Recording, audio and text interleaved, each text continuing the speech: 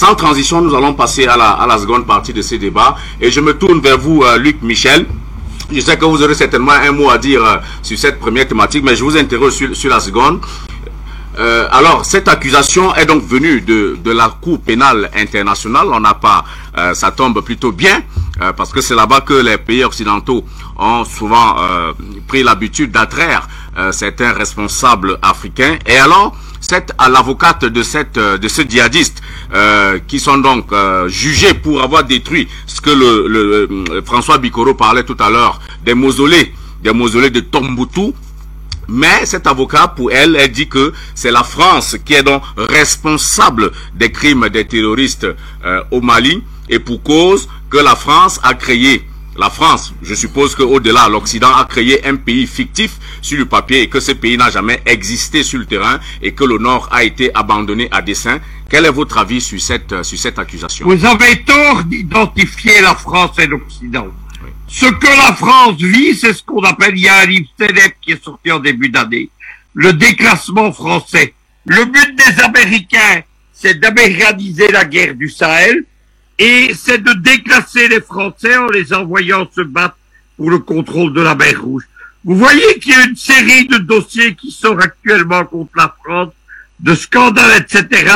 Tous ces dossiers, ils ont pour origine les réseaux de George Soros aux États-Unis, qui mène une campagne pour les États-Unis anti-française. Il s'agit donc de ramener à la raison les Français et de leur faire comprendre qu'ils doivent rater le morceau. Vous avez peut-être vu actuellement ce qui se passe en Ukraine. Zelensky, qui est le petit caniche du président américain, il s'en prend violemment depuis plusieurs jours aux Français, à Macron, etc. Il fait comprendre que la position française en Ukraine qui plaît pas aux Américains ne peut pas être tenue. Ce qui est en train de se passer ici, c'est l'abaissement de la France. Il faut savoir qu'est-ce que c'est la Cour pénale internationale. C'est un appendice des Américains qui, soit dit en passant, ne l'ont pas reconnu. Elle est entièrement noyée par les réseaux de George Soros, qui est un des financiers de la CPI. Et par exemple, vous avez vu le dossier de provocation contre la Russie de Boutcha en Ukraine. L'homme qui est l'avocat qui intervient dans le dossier de Boutcha, c'est Maître William Bourdon, l'associé de Soros en France, l'homme des biens mal acquis. Et l'enquêtrice pour la CPI à Boutcha, c'est une certaine Donatella Rovera. Les Camerounais la connaissent bien, puisqu'elle avait monté un dossier de provocation contre l'armée marocaine, contre l'armée camerounaise en 2018. Donc, la CPI est entièrement cadenassée par les Américains et là-dedans, le Quai d'Orsay, l'Élysée, etc. n'ont pas grand-chose à y dire. Ajoutons quelque chose, c'est que le procureur général de la CPI, Khan, il a un passeport britannique, il n'a plus rien de pakistanais. C'est un homme qui agit pour les Britanniques et les Américains. Et lui aussi, il est en service commandé. La France, évidemment, il faut comprendre qu'elle va tout perdre dans cette affaire, comme elle est en train de tout perdre dans l'affaire du Sahel. Elle n'est plus considérée comme fiable par les Américains, et il faut donc, comme on dit maintenant, la faire dégager. Merci Luc Michel de nous avoir permis. Donc, alors, Tafé Bikoro, finalement, cette accusation de la France qui serait responsable de ce qui se passe actuellement au Mali, vous concevez cela comme un simple pavé dans la mer ou alors la révélation, une vraie révélation d'une vérité qui dérange et qui pourrait déranger durablement cette France qui a voulu se présenter comme la patrie des droits de l'homme, comme la France qui voulait du bien à l'Afrique? D'abord, vous me permettez de répondre à mon petit frère. D'essayer de Bimdouté. Oui, allez-y. Par un proverbe africain qui dit qu'on ne change pas de pirogue au milieu du fleuve. Le Mali est au milieu, le Mali est au milieu du fleuve. Oui. On ne change pas de pirogue au milieu du fleuve. Que tous les Maliens se battent pour que la pirogue arrive à bon port. Ils ont tellement changé de piroguier. Le piroguier qui fait face au caïman s'appelle Assimi Gota. Il a votre âge. Nous sommes la génération intermédiaire entre les anciens dirigeants du FLN, de l'ANC, de l'UPC. Vous êtes la génération qui vient après nous. Nous avons fait le gros du travail. Nous continuons encore. Et nous sommes derrière vous pour vous accompagner. Prenez vos responsabilités. Ne répétez plus jamais AFP. Il n'y a pas de démocratie en Afrique à faire quoi que ce soit. Parce qu'un pays démocratique qui s'appelle l'Union européenne a fermé Russia Today, a fermé Sputnik, alors qu'on dit qu'en démocratie, on ne ferme pas les médias. Donc, pluralité d'opinion. Non, pour Afrique Média, nous on savait qu'on sera fermé, donc nous, on n'est pas là pour se plaindre. Personne ne nous a donné ce travail, on ne se plaindra jamais.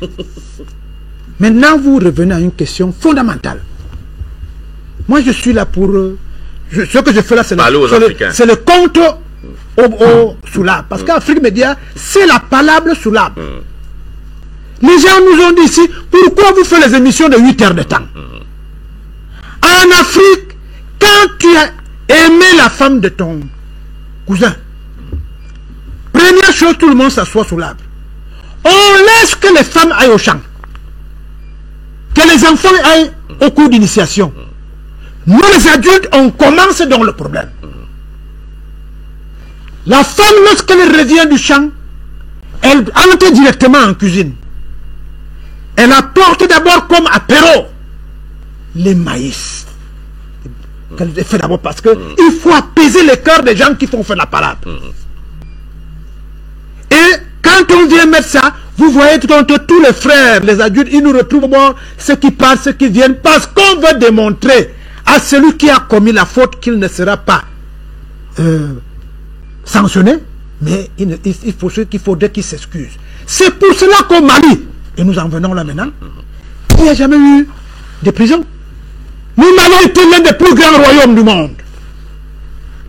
L'un des royaumes les mieux constitués au monde. Des millénaires avant tout ce qu'on est en train de raconter là. Il n'y avait jamais eu de prison. La palabre sous l'arbre. Et les autres ne sont pas bêtes. Je vous décris le process. Depuis la Première Guerre mondiale, la Deuxième Guerre mondiale et celle qui arrive maintenant. Je vous ai dit que la guerre est entre, au premier chef, les arabo-musulmans contre les judéo-chrétiens. Comme eux-mêmes se sont exclus du continent eurasiatique, ils avaient oublié Confucius. Hein? Ils ont oublié Baha'u'llah. Parce qu'ils s'étaient concentrés sur des choses évanescentes. Ce qui se passe aujourd'hui, c'est qu'ils font d'une pierre deux coups. Quand les États-Unis arrivent en Afghanistan, mon cher petit frère, ils ont dégringolé, déboulonné les statues de Bouddha. Il n'y a pas de hasard dans ces choses-là. Ils ont détruit les statues de Bouddha. De la spiritualité, de la force, l'énergie des gens qui ont une racine. Donc il n'y a pas de hasard. Comment comprendre que monsieur le président de France, François Mitterrand, mon homonyme, est-ce que vous savez que François Mitterrand était malade depuis au moins 30 ans? Il se soignait à Tombouctou. Il se soignait où? À Tombouctou. Et l'histoire dit, comme l'histoire de Jésus Christus, quand il sortait de Tombouctou, il rayonnait. Il rayonnait. Tombouctou, c'est quoi? C'est l'un des seuls endroits au monde où il n'y a pas un seul fer, un seul clou sortant hors de l'Afrique. Tombouctou était conçu selon le mécanisme de toute société humaine, calqué sur la ruche et la termitière. Les sociétés humaines sont calquées sur la ruche et la termitière avant que l'Europe ne croie qu'elle peut voler le feu. Le feu sort de la mise en exergue de deux énergies inertes. Deux pierres. vous décidez d'enlever qui est un mouvement d'énergie pour éprouver selon la marche de Mao Tse-tung. Si ceux qui vont faire la guerre et le combat, ils vont résister aux intempéries, vous allez garder le feu dans une boîte. C'est ce qui arrive aujourd'hui. Ils viennent pour rapter l'énergie dont a parlé tout à l'heure Maître. Et en partant, ils veulent casser la jarre. C'est ça qui arrive aux Européens. Est-ce que vous saviez, dans les indépendances octroyées précipitamment, l'Europe ne fait que les choses précipitamment. C'est ça que je suis venu dire aux Africains. Dès que Sékou Touré a dit, je préfère la liberté dans la misère à l'opulence dans l'esclavage. Nous disons non. Monsieur de Gaulle était l'un des gens, en tout point de vue, au propre comme au figuré, il était gigantesque. Gigantesque d'abord, long, gros. Donc il faisait peur. Sékou Touré l'a regardé comme ça du bas de son truc. Il dit, nous préférons la liberté dans la misère à l'opulence dans l'esclavage. Qu'est-ce qu'ils ont fait? Détruire la civilisation. Chez Sékou Touré, nuitamment, ils ont tout détruit. Qu'est-ce qu'ils ont fait en Afrique? Pourquoi l'or qui peut être transformé en Afrique, le pétrole qui peut être transformé en Afrique, le gaz qui peut être transformé en Afrique, pourquoi on l'amène en Europe? C'est la destruction de la racine. Ils sont hypocrites. Non, ils ne sont pas méchants. Ils sont hypocrites. Pour être méchant, il faut être un homme intelligent. Pour être méchant, il faut être un homme intelligent. Un homme intelligent, c'est lui qui aurait prévu qu'avant de faire l'embargo, on achète d'abord beaucoup le gaz. Ce gaz qui vient chercher. Quand on est intelligent, on achète d'abord le gaz. Comme les Américains l'ont fait en Afghanistan. Ils ont pompé. Quand ils ont fini de libérer les choses. Les Européens ne peuvent pas être intelligents. Parce qu'ils sont des clones de la civilisation noire. Dites aux étudiants. Dites-le aux étudiants. Toutes les couleurs sont contenues dans le noir. Il n'y a pas de noir dans le blanc. Mais jusque-là, Tafé Biko, vous parlez... Ça reste hermétique. Ça doit, je parle aux initiés. Je parle aux initiés parce que les Européens nous écoutent et nous regardent. C'est l'erreur que vous commettez dans les WhatsApp. Moi, je ne parle pas des questions africaines dans les réseaux sociaux. Le centre des réseaux sociaux se trouve au Pentagone, monsieur. Ça doit être secret alors? Pas secret, codé. Et c'est ce que je suis en train de faire. Je vous dis que le jour avant que mon collègue François Hollande n'arrive nuitamment au petit matin à Bamako, quand il a fait Koutia, on a monté les enfants pour applaudir, il était déjà convaincu qu'on a détruit Tombouctou. Il ne pouvait pas venir avant. Et Tombouctou, c'est quoi? Pour des gens qui sont restés dans la jouissance homosexualité. Gratte-ciel de 650 étages. C'est la jouissance, il n'y a pas de réflexion. Il croit qu'en mettant comme l'autruche la tête sous son aisselle, comme lui ne voit pas le monde, l'autruche croit que le monde ne le voit pas. C'est comme ça que les Européens croyaient que quand ils nous font du mal, on ne réfléchit pas à s'en sortir. Mais ils avaient oublié que les Bédouins qui partaient de Libye ont un lien avec Tombouctou. C'est pour cela qu'Assimi Ngouta a rapidement mis en scène la négociation avec ses frères morts. C'est le début des problèmes avec la France et l'Europe. Parce que casser la jarre ne veut pas dire que tu as arrêté le fleuve. Tombouctou a été fait parce que dans leur tête, il faut couper les racines. Et depuis 1960, ils enseignent aux Européens. Nos tirailleurs sénégalais, ils n'enseignent pas l'enfant du tirailleur sénégalais. C'est pour cela que quand Macron est arrivé à Bamako, nous avons des symboles de notre lutte, notre génération. Mon petit frère, Thomas Isidore Sankara, c'est ma génération. Vous vous rendez compte qu'un enfant qui n'a pas pu être président de la République à l'âge de Thomas Isidore Sankara, qui a dit non à François Mitterrand, qu'on lui demande les milliards de dollars. Pour acheter les armes, je veux acheter les houles, les dabas et les machettes pour amener ce que mon petit frère dit, les Burkinabés à aller au travail. Thomas Isidore Sankara, à ton âge, il a fait ce que Mao Tse-tung avait fait, la mutation et la mue. Il a rendu Beijing Pékin. Pékin est devenu Beijing. Parce qu'il faut toujours donner le code. Toi qui dis que je parle fermé. Beijing, c'était un code parce qu'on s'est rendu compte, ils ont déjà découvert le secret. Pékin est devenu Beijing. Il n'y a pas de hasard chez nous. On a déjà compris le message. Donc je pense que le frère croit que en ayant détruit Tombouctou, oui, il a fait une cassure. Parce que ça nous fait mal qu'on se coupe de la racine. Parce que la racine, elle peut être pivotante, mais c'est une racine. Nous croyons qu'on a perdu quelque chose. Ils ont coupé notre racine en nous donnant un autre arbre qui ne peut pas pousser dans les glaces. L'éducation, la religion. Que sommes-nous devenus? Ils passent tout le temps à nous couper de nos racines. Dès qu'ils trouvent que vous avez foi en quelque chose dont vos parents vous ont laissé, la première chose qu'un occidental fait, c'est de chercher à détruire. Regardez ce que sont devenus nos enfants.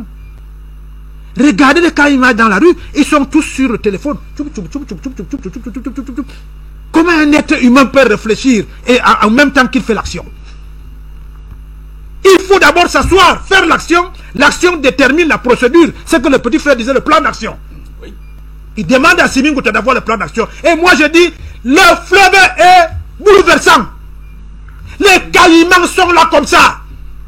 Vous avez changé les piroguiers. Vous avez jeté d'autres piroguiers. Le président qui est mort là, Manasare et tout ça. Vous avez jeté trop de piroguiers dans le fleuve. Il y a un qui dit, je marque Moutou. Ça va à gauche, on va à gauche. Ça va à droite, on va à droite.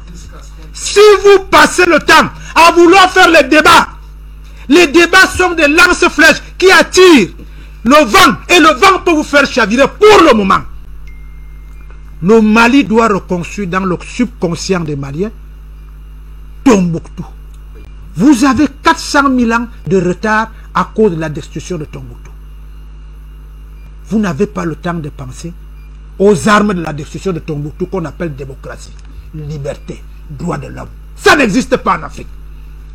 L'Afrique, c'est les calculs coniques. C'est les calculs coniques. Comment faire pour garder la nourriture? Les autres viennent prendre les pierres chez vous pour faire la grâce. Quand vous arrivez au Mali, le pays de ce petit frère, où j'ai habité. Non, de mon fils là. Il est Burkina. Non, Burkinabé, Mali, tout cela, c'est un seul pays. Dans toutes les cours, on plante seulement, je ne sais pas comment les mamans la font. Elles creusent dans une cour à l'intérieur de la maison. L'eau est glacée comme si on avait mis le courant. Tombouctou était le seul endroit au monde réfrigéré naturellement. C'est là-bas qu'on allait quand les grands hommes du monde avaient des problèmes. Je vous ai cité Mitterrand. Hein? Oui. Il passait par le Maroc. C'est là-bas que sa fille est née. Mazarine. Notamment, il sait que du Maroc, on est déjà au Mali. Il passait 2 semaines dans une sorte de bain-marie naturel. À l'intérieur là-bas, ça règle les tissus adipeux, ça règle tout. C'est comme ça qu'il a pu garder un cancer 28 ans sans problème. Mais ce qui est important là-bas, c'est les reliques scripturales. Vous dites que les Africains n'écrivent pas. Non, les Africains font la transmission qui n'est pas à trahir. Oui. Très connu. L'Égypte, les hiéroglyphes. Hein? Oui. Quand ils sont rentrés, ils ont tellement voulu nous recopier. Écriture romaine, ce n'est pas les hiéroglyphes. Mais c'est tout. Hein? L'écriture russe, ce n'est pas les hiéroglyphes. C'est clair. Voilà moi des gens. Ils ne sont pas mis, ils ont retourné l'histoire. Ils ont voulu enterrer l'histoire, on n'enterre pas l'histoire parce que nous sommes l'histoire. Donc chaque fois qu'ils arriveront chez vous, qu'est-ce qu'ils ont fait chez toi au nord, à l'ouest du Cameroun? monsieur le notable. Ils vous ont dit que les crânes de nos grands-parents étaient quoi? Que c'était les diables. Je dis à mon fils, regarde les hiéroglyphes du Vatican. Tu regardes Osiris, avec le bébé d'Osiris, mais un peu renversé comme ça. Ils ont mal copié. Oui. Ils ont mal copié. Oui. Ils sont pas bêtes. Dès qu'ils détruisent Tombouctou, à l'époque, qu'est-ce qu'ils faisaient? Ils construisaient une église ou une mosquée. Ils reconstituent ailleurs. Ils construisaient une église ou une mosquée. C'était le meilleur endroit pour se souvenir de là où se trouve la richesse dans le sous-sol. Convoqué partout en Afrique et en Europe où se trouvent les églises et les mosquées. C'est là où se trouve soit le diamant, soit le pétrole, soit le pétrole. Donc, il vous donne l'impression que c'est la boule zéro. Et il vous dit que bon, vraiment, on va se réconcilier avec Dieu, on met un truc. Alors que pour des générations et des générations, pourquoi la Notre-Dame de Paris a eu 455 milliards d'euros 2 secondes après? C'est le Tombouctou de l'Europe, toute l'Europe.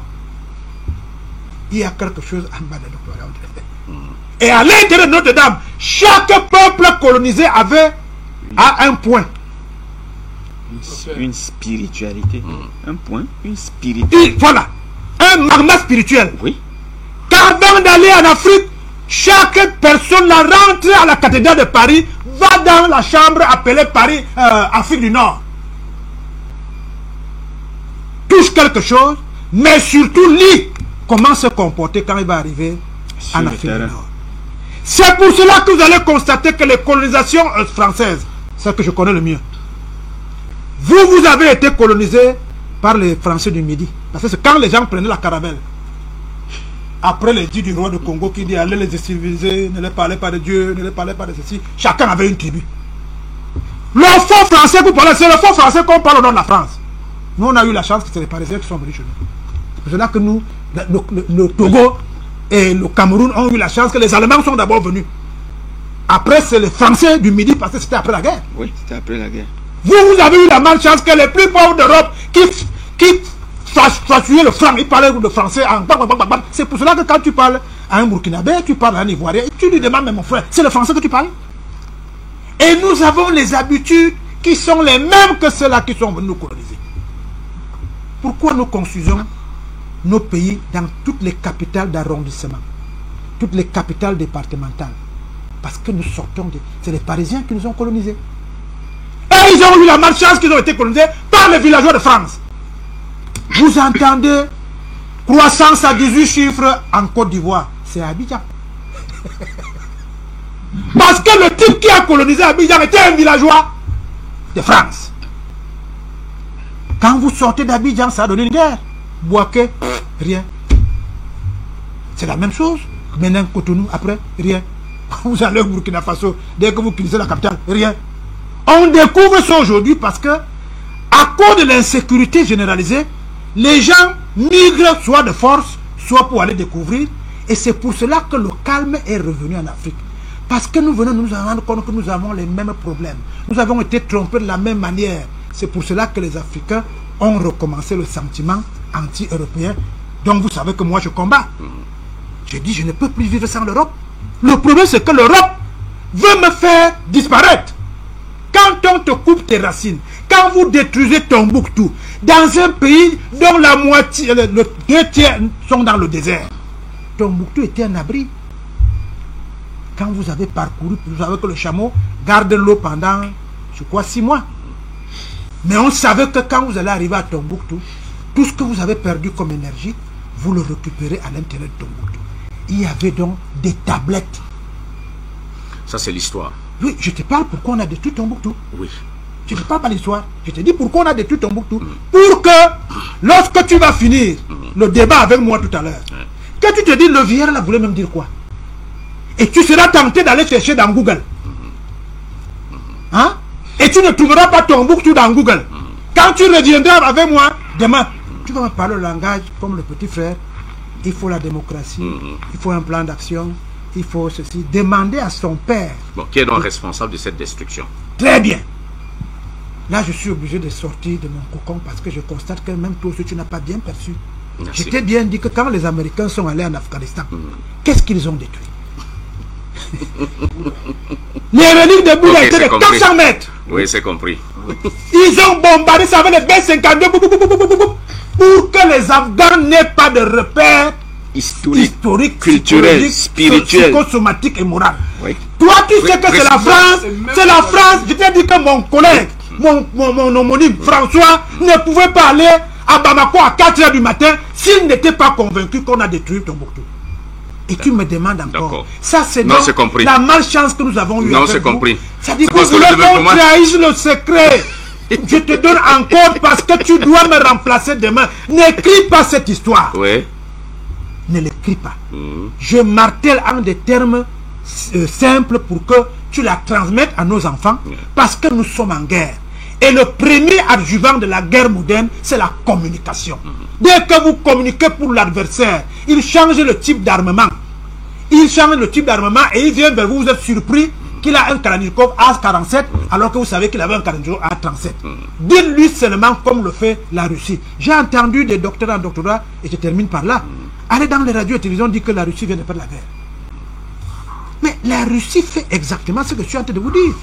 C'est-à-dire qu'elle ne donne pas à l'adversaire. Vous savez, quand nos parents, lors des deuils, quand on était chef, je crois que c'est Maître Momo qui peut m'expliquer ça, quand un chef meurt, c'est la tonalité du canon qui donne la valeur et la vie de ce chef. Oui. Quand ça fait tout, ce n'est pas comme ça fait pop.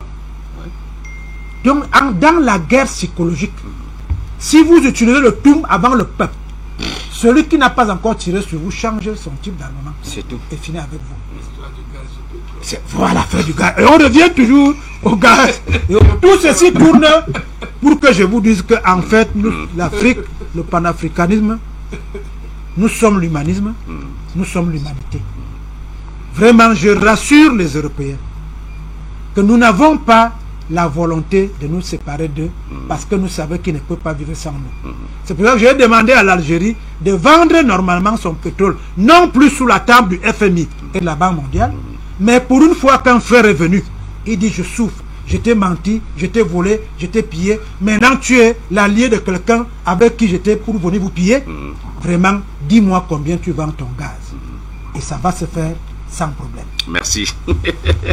Merci, Tafeu Bikoro. Alors, Dacier de Bindouté, le temps nous tient pas à la gorge. Je viens rapidement à vous.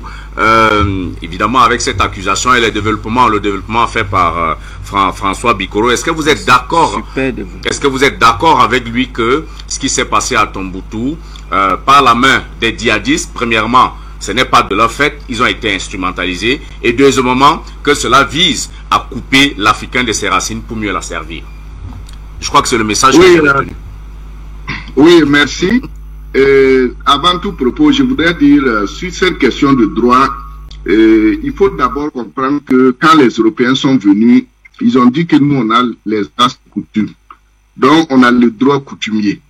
Donc, ce que nous faisons, bon, ils ont caricaturé ça et aujourd'hui, nos juristes sont dans ce même paradigme. Si bien que l'Afrique aujourd'hui est sans défense. Parce qu'on a des juristes qui portent cravate au cou, qui se pavanent quand il s'agit des constitutions, mais qui connaissent rien du droit africain. Nous, on a le droit sacré donné par les autels que les Grecs appellent Dieu et qu'aujourd'hui on dit Dieu depuis la Haute-Nubie jusqu'à l'Égypte. C'est pourquoi l'Afrique a des totems, chose que les Indo-Européens n'ont pas, et c'est ce qui a constitué l'une des thèses les plus phares que Cheikh Anta Diop a démontré pour dire que l'Égypte est nègre, parce que nous on a des coutumes. Donc tout ça, ça rentre dans le cadre du droit. Et c'est ce qui se transporte même dans les compensations matrimoniales que les Européens ont appelées dot, parce que la dot n'existe pas en Afrique. Voilà. Donc, c'est de point de vue-là que je veux dire que la CPI reprend les jugements des rois africains qu'on destituait et qu'on amenait en exil. Et que c'est ce qui s'est passé pendant la période coloniale. On a mis des chefs de canton qui jugeaient les problèmes selon la vision occidentale. Donc c'est la même chose. Maintenant, pour ce que le grand frère l'aîné vient de démontrer, je suis totalement d'accord avec lui, d'autant plus que je suis sociologue et je connais la littérature coloniale et moi-même par essence, je travaille sur les rites funéraires et initiatiques chez les lobbies Et j'ai beaucoup étudié l'initiation chez les Bétis avec Philippe Labeur-Tolra, où l'Église catholique a détruit l'initiation chez les Bétis et par la suite, ils ont voulu reconstituer. Donc, moi, voici mon paradigme. Maintenant, ce qu'il vient de dire, je suis d'accord parce que d'abord, avant d'arriver à la littérature coloniale, je voulais les soutenir que depuis le Moyen-Âge, des médecins partaient soigner les rois de Paris, de France. Ça, c'est depuis le Moyen-Âge, c'est connu. Avec cette histoire de Tombouctou, le Mali était une terre de refuge. Et dans le même sens, sur le plan spirituel, ce qu'il dit, c'est pas faux, parce que rappelez-vous que pendant la Seconde Guerre mondiale, c'est au Mali que la France a pris tous ses emblèmes, tous ces objets d'État à les déposer à Caille. C'est à Caille que la France a caché ses richesses d'État. Et quand, par exemple, il parle de ces questions symboliques, et dans la littérature coloniale, comment ça s'est passé? La mission Dakar-Djibouti, qui a été la première mission d'anthropologie de terrain de la France, dirigée par Marcel Griol, de Djibouti jusqu'à Dakar, ils devaient visiter des peuples et ils ont arraché des objets culturels. Ce qui vont aller déposer au musée du Trocadéro, puis au musée de l'Homme, ce qui va devenir aujourd'hui le musée Jacques Chirac. Voilà. Et ils ont changé le nom actuellement et c'est devenu musée Jacques Chirac. Donc, dans le même Mali, ils ont beaucoup visité le pays d'Ogon, surtout à Bandiagara. Et quand vous lisez Michel Léris, dans son ouvrage L'Afrique fantôme, il explique comment même ils ont volé une statuette dans une chambre d'hôtel et ils ont enlevé même les croûtes de sang et des plumes qui étaient là-dessus et ils ont emporté ça. Et dans ce même pays Dogon, vous savez que les Dogons, c'est l'un des rares peuples africains aujourd'hui qui continue de faire le culte de l'étoile de Sirius, ce qu'on avait avec l'Égypte ancienne. Et aujourd'hui, il y a des équipes américaines qui essaient d'étudier cela avec les Dogons. Et pendant la même période coloniale, ce qui va faire que la reine Ashanti, je crois que c'est Ya Ashanti-Wa, qui va déclarer la guerre à l'Angleterre, c'est quand l'Angleterre, après avoir attaqué le royaume Ashanti, va réclamer le trône d'or de ce royaume, parce que c'est ce trône-là qui fait la royauté Ashanti, et ce trône serait descendu du ciel, c'est en or, et l'Angleterre réclamait ça. Et vous n'êtes pas aussi sans savoir que quand le général le Dodge a détruit le royaume du Dahomey, ils ont pris les éléments cultuels du roi Dahomey et qu'ils sont allés exposer, et ils continuent de les utiliser. Et c'est la même chose. C'est Bidouté, cher ami.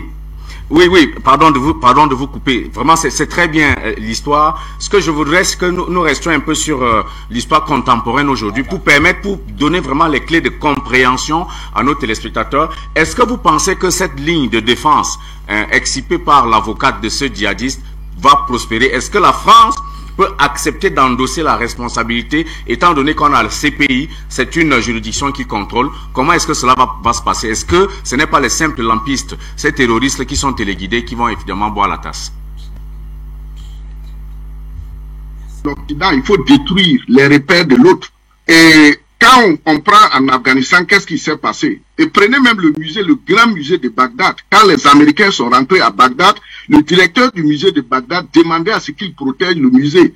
Donc, pour vous dire que dans la question du droit, ces djihadistes ne vont rien craindre. Parce que la France est dans sa logique, on détruit. Et maintenant, ce qu'il faut savoir, parce que qui ils vont juger? Parce que eux, ils se disent qu'ils sont dans leur mission civilisatrice. Ça a toujours été les mêmes. Même les objets africains qu'ils ont pris pendant la colonisation font partie de leur patrimoine. Quand ça doit sortir, il faut que l'Assemblée vote une loi pour que ça puisse sortir. Donc aujourd'hui, moi je pense que c'est pas comment on appelle, faut pas s'attendre à un jugement.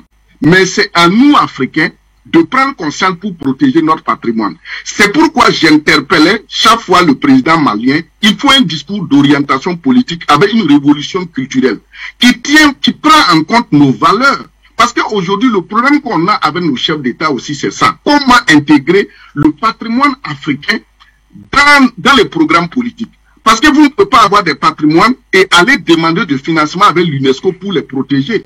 Et je fais le lien avec ce que le grand frère Bikoro disait avec Sankara. C'est pourquoi quand Thomas Sankara est venu, il a compris d'un point de vue spirituel qu'il faut changer le nom du pays. Rappelez-vous aux initiatiques, il a changé le nom du pays, même l'appellation des gens vivants du pays. C'est pourquoi on nous appelle les Burkinabés. Et maintenant, la tenue militaire que l'armée burkinabé porte maintenant, c'est ça qu'on appelle la tenue ocre.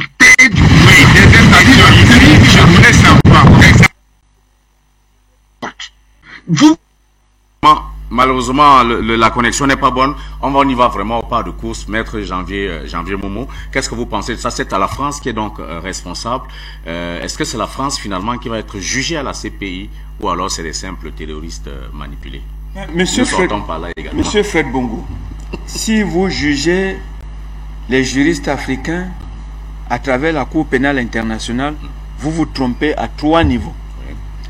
Premièrement, nous continuons à vous dire, 1. Le droit international est une chimère. Parce que la théorie des droits de l'homme ne s'applique pas pour l'Occident au même titre qu'elle s'applique pour les États africains. Ça, je quitte à ce niveau. Deuxièmement, la Cour pénale internationale est un think tank judiciaire. Je ne sais pas pourquoi vous voulez continuer. Vous avez vu le cas de Laurent Koudou-Barbeau. Mais un camp a été jugé dans cette Cour pénale internationale pendant que l'autre se l'a coulé douce. Comment une affaire oppose 2 personnes? Un camp se retrouve en prison, un autre camp est en train d'exercer le pouvoir. Vous parlez d'une cour. Il n'y a pas le droit à la Cour pénale internationale. Mais ce qui est intéressant pour nous dans le cas d'espèce, c'est quoi? C'est que il faut prendre ça avec beaucoup de sérieux et c'est l'un des pans les plus importants de ce qui s'est passé au Mali. C'est quoi? C'est que les djihadistes sont en train de passer à table. C'est tout ce qu'il faut retenir. Lorsque l'avocate vous dit que ce qui s'est passé à Tombouctou, c'est de la faute de la France. Mais la conseillère, elle s'entretient avec son client. Son client lui dit un certain nombre de choses. Et n'oubliez pas que celui qui a été transféré à la Cour pénale internationale l'a été parce que la France pensait moins que celui-là passe à table et dise un certain nombre de choses. Parce que le 6 juin 2020, lorsque la France constate avec ses alliés que le peuple marocain, le peuple malien est désormais debout, qu'est-ce qu'ils font? Ils liquident très rapidement Drodel. Parce que celui qui est en prison, c'est l'un des SMI, l'un des plus violents compagnons de Drodel. Et la France les a utilisés.